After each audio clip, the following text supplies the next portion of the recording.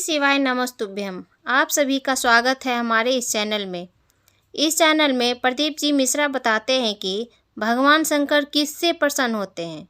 वे कहते हैं कि भगवान शंकर हमारे अच्छे पहनावे से प्रसन्न नहीं होते, हमारे द्वारा 56 भोग उनको चढ़ाने से भी प्रसन्न नहीं होते। वे प्रसन्न होते हैं हमारे सरल स्वभाव से।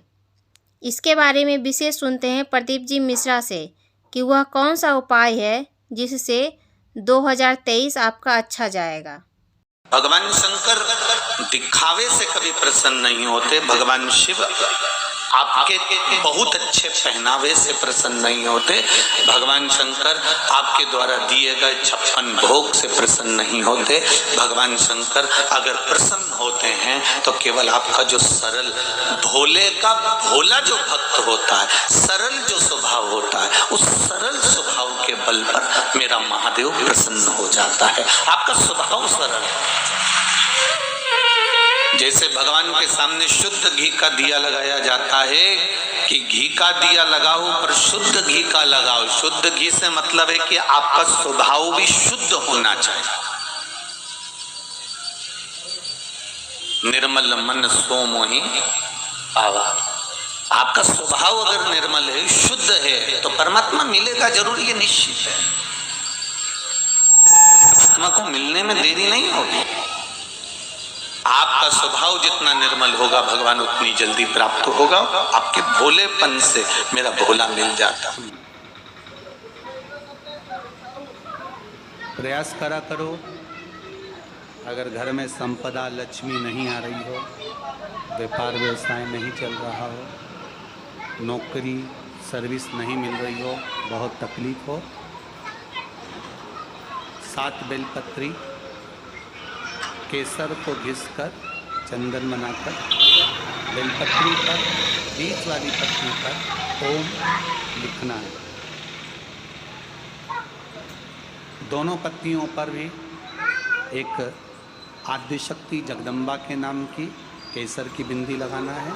दूसरे में श्री गणेश रिद्धि सिद्धि के नाम की बिंदी लगाना है। शिव जी पर समर्पित करते जाना,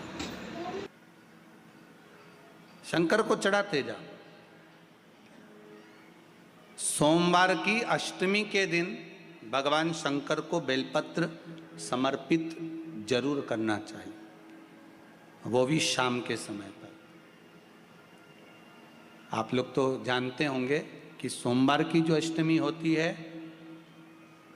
शंकर और पार्वती के मिलन का दिन होता है। किसके मिलन का है? जम के बोलिए। शिव और पार्वती के मिलन का दिन होता है सोमवार की अष्टमी का दिन। साल भर में लगभग 4 या 5 सोमवार की अष्टमी पड़ती है, इससे ज़्यादा नहीं पड़ती। पर भाग्यशाली हो आप सब, अब की बार तो लाइन से 2 बार पड़ रही है। शायद एक 27 दिसंबर की पढ़ना चाहिए और एक 10 जनवरी की पढ़ना चाहिए, जहाँ तक ऐसा उम्मीद है। अभी देखा नहीं पंचांग, पर ऐसा उम्मीद है कि 27 दिसंबर की पढ़ना चाहिए और 10 जनवरी की पढ़ना चाहिए। सोमवार अष्टमी शिव और पार्वती के मिलन का दिन होता है, सोमवार की अष्टमी। इसमें मां जगतजननी जगदम्बा अपनी 64 योगिनियों को लेकर शंकर भगवान के सामने नृत्य करती हैं जब सोमवार की अष्टमी पड़ती है। जैसे शिवरात्रि का महत्व होता है, उसी तरह सोमवार की अष्टमी का महत्व होता है। जब 64 योगिनियां माता शंकर भगवान के सामने नृत्य करती हैं, तब भगवान शिव उठकर खड़े होकर उन 64 योगिनियों को अपने हस्त कमल पर धारण करते हैं। और हस्त कमल पर धारण करते हैं तब उन 64 योगिनियों को लक्ष्मियां प्रदान करती हैं। लक्ष्मियों को, लक्ष्मी माता को वो 64 योगिनियां दी जाती हैं। लक्ष्मी मैया उन 64 योगिनियों को भगवान विष्णु के पास लेकर जाती हैं। भगवान नारायण उन 64 योगिनियों को ब्रह्मदेव के पास लेकर जाते हैं। उन 64 योगिनियों को ब्रह्मा जी ब्रह्माणी को प्रदान करते हैं। ब्रह्माणी उस 64 योगिनियों को ले जाकर माँ जगतजननी आद्यशक्ति को देती हैं। आद्यशक्ति उन 64 योगिनियों को ले जाकर शिव को समर्पित करती हैं।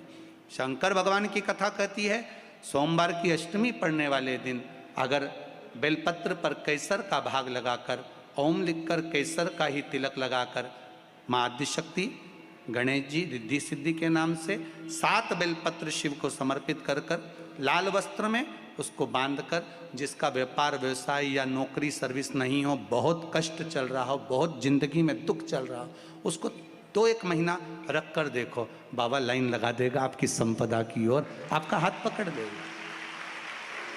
सोमवार की अष्टमी शिव को रिझाने की होती है, भगवान शंकर को मनाने के लिए, शिव को प्राप्त करने का एक साधन है।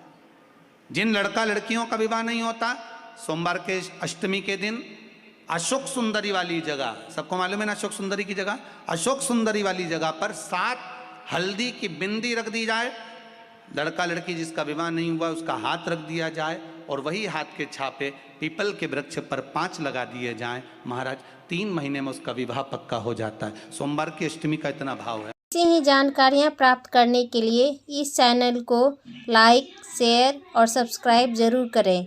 ओम शिवाय नमस्तुभ्यम।